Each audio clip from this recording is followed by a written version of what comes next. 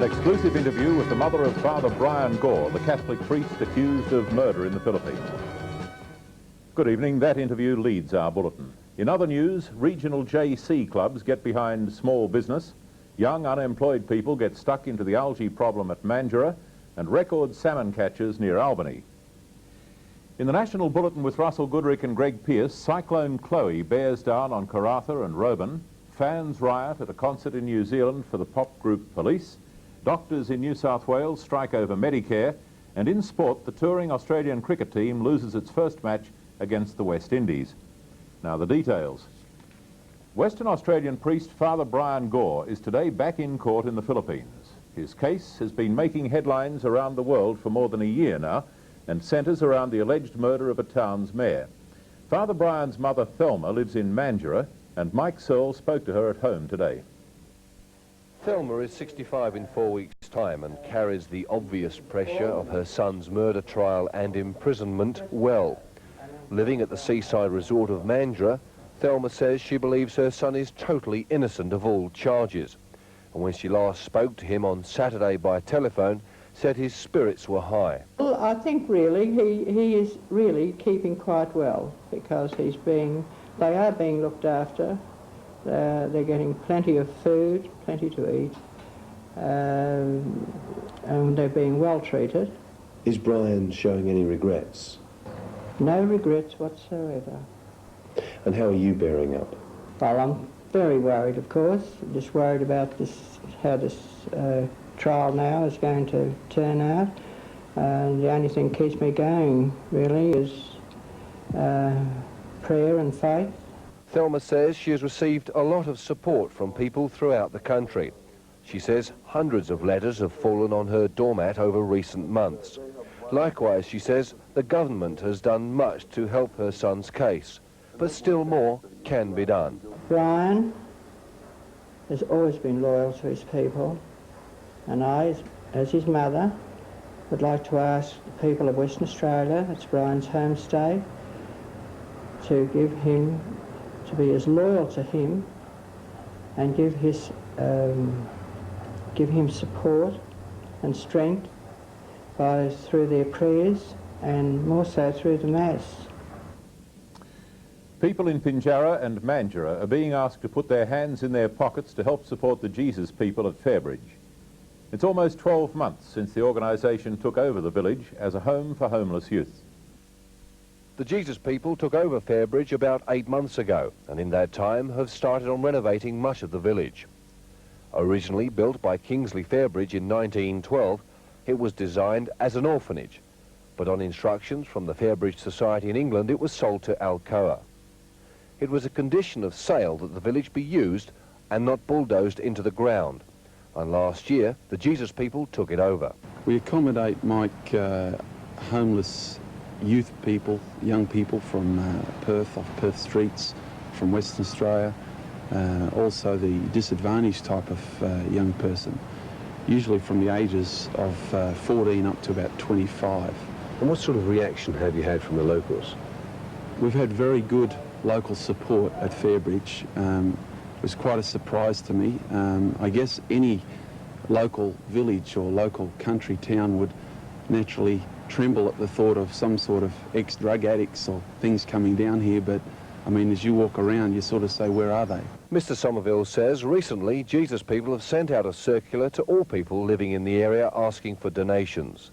He says they have applied for funding under the CEP scheme, but that has yet to be approved. Mike Searle, Golden West Network News. The Australian JCs have adopted Australian small business for 1984. They're running a project called Mind Your Own Small Business. Over 50% of small businesses fail within the first 5 years of opening. The JC's project is designed to change those figures. National Vice President John Kenny is in the southwest to explain the scheme. What it's about basically is providing training information and training seminars for small businesses in communities throughout Australia. How will the project affect the southwest? Well, as I see the southwest of Western Australia, it's very much an area rich in resources, and there are so many diversified businesses which support the various endeavours that happen in the area. And the purpose of our project is to provide small workshops and seminars and to make small businesses aware that they can, that there are groups ready and willing to support them in their, the management of their affairs. It's hoped the project will be launched nationally on March the 22nd. Guy Vivaracqua, Golden West Network News. Police have charged a 21-year-old man and a 16-year-old youth with breaking and entering following the theft of a video recorder and record player from a house in Picton last month. They say the equipment, valued at $1,300, has been recovered, and another man and two youths will be charged with receiving stolen property. The two charged with breaking and entering will appear in court tomorrow. An arsonist may be responsible for starting two bushfires in the Collie area yesterday. Police say they're looking for the driver of a white or cream Holden seen in the vicinity of the outbreaks. The fires broke out early yesterday morning, and although volunteer firefighters had some problems, they were able to contain them by late last night.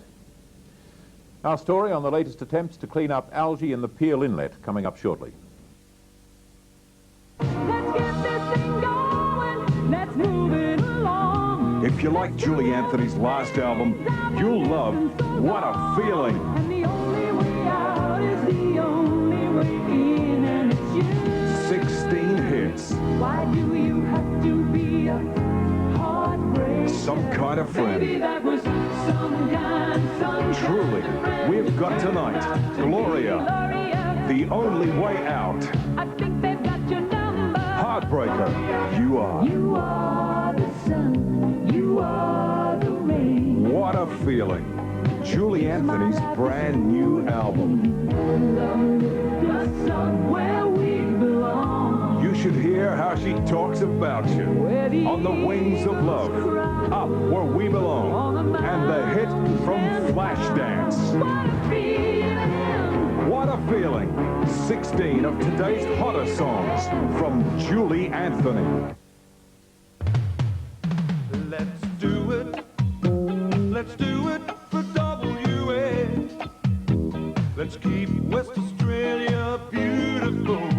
And don't just throw it away. Don't throw it away. Outside doing things you love to do. Let's put it in a bin, you know it's up to you. So let's do it. Let's do it. Let's do it for WA. Let's do it. You won't get a more exciting place than Collie to spend the Labor Day long weekend. Friday night, the sideshows, late night shopping and a country and western show. On Saturday, there'll be an aquatic carnival at the Minnonup Pool with canoe racing, bathtub derby and raft races. Sunday sees the big clash between Victorian football giants Footscray and WA King Swan Districts with a barbecue and rock show that night. Monday's Gym Carnival round off the weekend nicely. So spend the Labor Day long weekend in Collie for Excitement Plus. A leading Perth Queen's Council has been engaged to help the Pastoralists and Graziers Association in their submission to the Seaman Land Rights Inquiry. Association Deputy Director George Savell says Mr Darrell Williams, QC, will be assisting the organisation at the Aboriginal Land Rights Inquiry from March the 12th. Mr Savell says it's apparent from the early course on the Seaman Inquiry that many radical claims have been made, and that to adequately protect landholders' interests, it's essential the PGA has specialist legal advice. He says initially it was thought land claims would be centred on Crown land and pastoral holdings, but it now appears there are serious implications for agricultural land. The State Consumer Affairs Department is to appoint a specialist investigations officer to handle complaints from farmers. The department is looking for a person with a farming or pastoral background to fill the $22,000 a year position. Up to now, farmers didn't have the legal right to complain to the department about unfair business practices because they were themselves considered small businesses and not consumers. The state government has appointed Jeff Clem, head of Bunbury's Town Planning Office.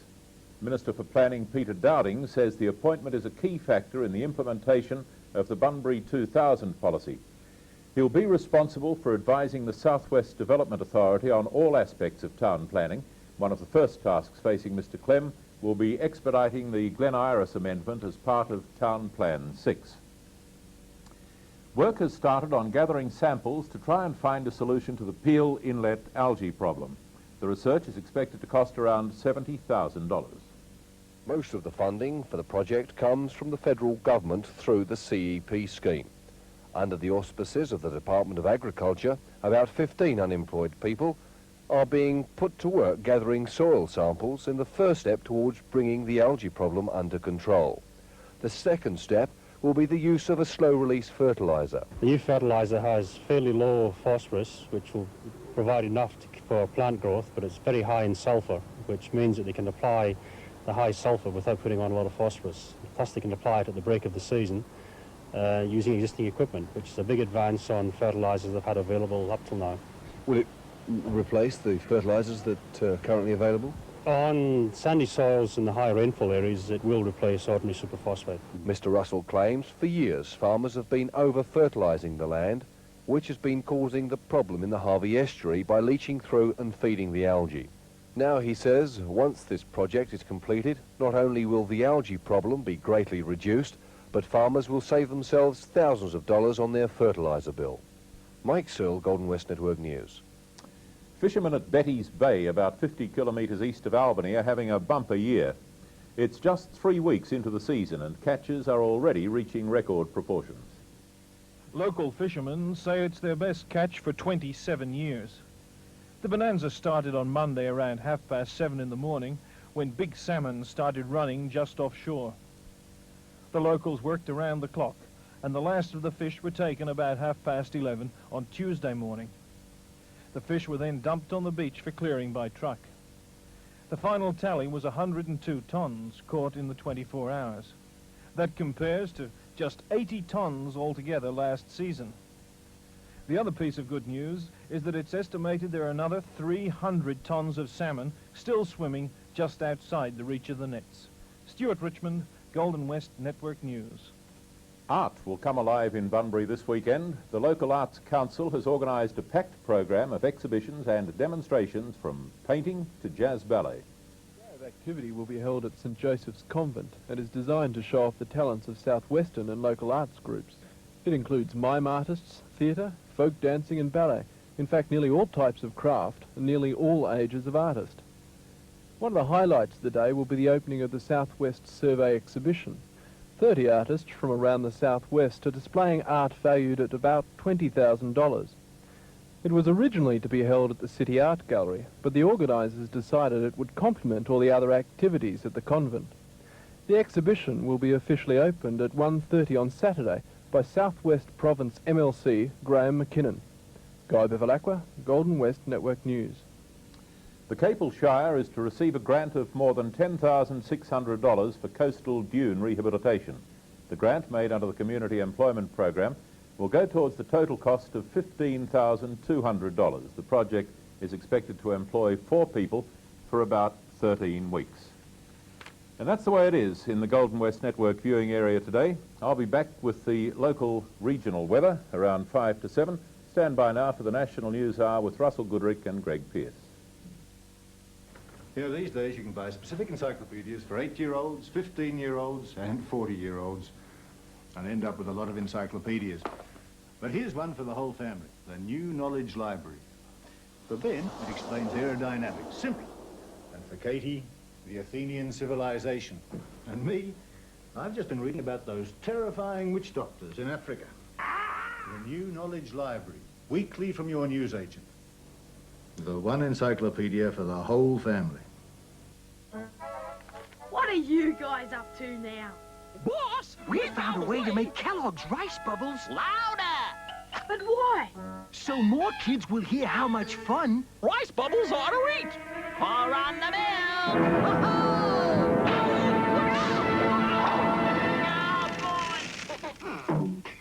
Guys, give up. Kids know rice bubbles are fun to eat. I don't know. Just the way they are. Sorry about the office, boss. Who will win the Golden West Network Albany Golf Classic in March? Will it be big hitter Lindsay Stephen? Can twice winner Roy Dratty do it again? Could WA Junior Champ Craig Perry beat the big guns on the day? Or will Ross Metherell with his accurate drive win the cup? There's some great golf to be seen at Albany over the long weekend in March in the Golden West Network Albany Golf Classic. See the best in the West at the Albany Golf Course. Driving is my life. Traveling at high speeds, you can't afford to make a mistake. Good vision is essential to safe driving. Research shows that 1 in 5 Australian drivers has a visual defect. Take a look at this eye chart. Can you read the bottom line from a distance of 3 meters? If you can't, have your eyes tested. You may need glasses to drive safely. Remember, if you can't see well, you can't drive well.